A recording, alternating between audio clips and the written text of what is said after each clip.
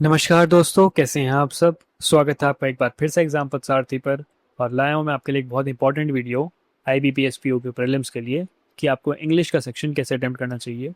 ये ही एक लौता सेक्शन है जिसमें आप 30 के 30 क्वेश्चन अटेम्प्ट कर सकते हैं विद प्रैक्टिस, अगर आपकी स्ट्रांग हो गई इंग्लिश तो अब बाकी तो जो दोनों सेक्शंस हैं वो भी अटेम्प्ट आप अच्छे कर सकते हैं मैक्सिमम, लेकिन नॉर्मली जो बच्चे हैं वो 28 से 30 क्वेश्चन ही मैक्सिमम अटेम्प्ट कर पाते हैं, एंड वो भी बहुत हाई प्रैक्टिस वाले बच्चे जो बहुत टाइम से इसकी प्रैक्टिस कर रहे हैं। वरना एक एवरेज स्टूडेंट जो है वो 20 से 25 क्वेश्चन अटेम्प्ट कर पाता है। एंड 35, आई नेवर हर्ड कि किसी ने 35 की 35 क्वेश्चन अटेम्प्ट कर लिया, अगर कर भी लिए होंगे तो भाई वो एक्सेप्शनल केस है, बहुत रेयर किसी के साथ होता है, ठीक है।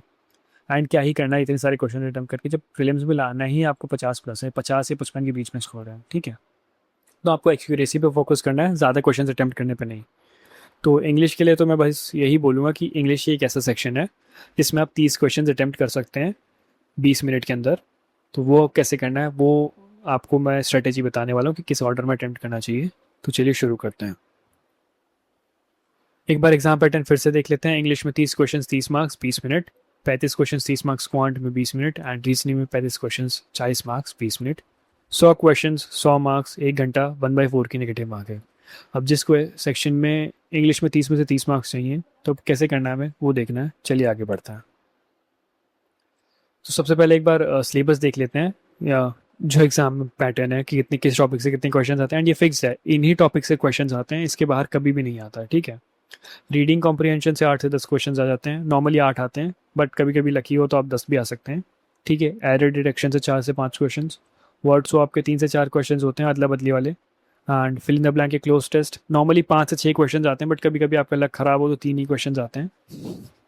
एंड पैराजम्बल या सेंटेंस रीअरेंजमेंट 3 से 5 क्वेश्चन। फ्रेज रिप्लेसमेंट यानी एडियम एंड फ्रेजेस वगैरह जो होती हैं, या फ्रेज यूसेज कैसे यूज़ करना होता है, 2 से 4 क्वेश्चन आ जाते हैं, ठीक है। वर्ड यूसेज यानी वोकेबलरी 2 से 3 क्वेश्चन, एंड मैच कॉलम के 2 क्वेश्चन। जो पहले 4 टॉपिक है वो आपको हर पेपर में देखने को मिलेंगे, लेकिन जो बाकी 4 है वो अदला बदली में कभी कभी आते हैं, कभी कभी नहीं आते हैं, वो एक्सचेंज होते रहते हैं। तो वो चीज़ आपको ध्यान रखनी। अब अटेम्प्ट कैसे करना है वो बहुत सिंपल है। सबसे पहले आपको इजी मार्क्स फेच करने हैं, फिल इन द ब्लैंक्स हो गए, क्लोज टेस्ट हो गया, मैच कॉलम और वर्ड स्वैप, ये टॉपिक्स इजी हैं।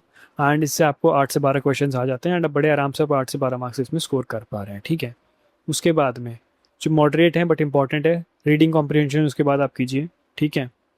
रीडिंग कॉम्प्रिहेंशन की अच्छी बात यह कि सारे आंसर्स आपके सामने हैं, बस आपको ध्यान से पढ़ना है। एंड कुछ बच्चों में हैबिट होती है पहले पैसेज पढ़ेंगे फिर क्वेश्चन पढ़ेंगे फिर दोबारा पैसेज पढ़ेंगे, इससे अच्छा है भाई पहले क्वेश्चन पढ़ो, फिर पैसेज पे जाओ, फिर उसमें आंसर ढूंढो।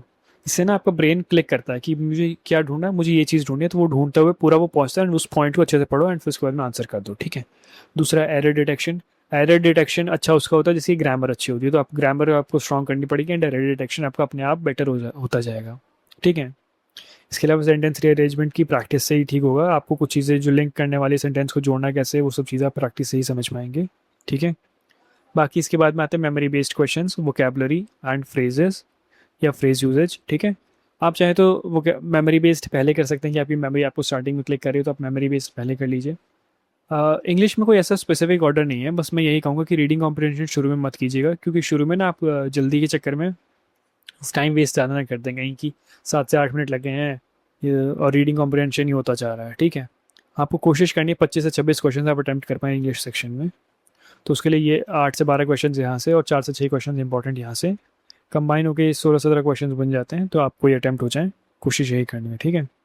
एंड जो वोकेबलरी के जो आपको बोलते हैं ना अलग से बुक पढ़ो, कोई ज़रूरत नहीं है। आपको क्या करना है, जो आपके पेपर में आ रही है ना वोकेबलरी, उसके नोट्स बनाते चलना है, फ्रेजेस जो फ्रेज यूज़ हो रहे हैं उन सबके नोट बनाते हुए चलना है, ठीक है।